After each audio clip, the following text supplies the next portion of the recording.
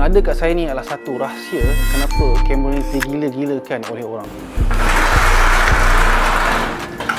Ini adalah X Pro 1 di mana dia menggunakan first sensor daripada Fujifilm yang menggunakan X-Trans sensor. Satu sensor yang didevelop oleh Fuji yang berlainan sikit daripada sensor-sensor lain. Bila mana X-Trans sensor ni dia mengubah pattern dan dia membuatkan tidak perlu memakaikan low pass filter yang membuatkan image dia lebih sharp walaupun kamera ni crop sensor. Dan kita nampak kenapa Fujifilm tak masuk full frame, sebab dia tidak perlu masuk full frame. Dia punya sensor dia special daripada sensor lain di mana still sharp walaupun crop sensor. Jangan ingat pakai crop sensor ni tak sharp. Saya tahu ramai orang akan cakap full frame lebih better, full frame lebih sharp. Tapi kenapa sampai sekarang Fujifilm tak masuk lagi market full frame? Saya rasa sebab X-Trans sensor ni. Walaupun ini adalah 16 megapiksel, tetapi fotografi bukanlah sebab megapiksel. X Pro 1 memang dia tak boleh nak kalahkan kamera-kamera yang baru, tetapi dia memberikan experience yang kita tak dapat pada kamera yang lama. Dan bila kita nak main kamera-kamera yang film ni, kita tahu film memang agak mahal. Ini adalah dia punya flagship kamera. Satu statement yang dia bagi tahu pada satu dunia, ini adalah digital film. Gambar dia seakan-akan film.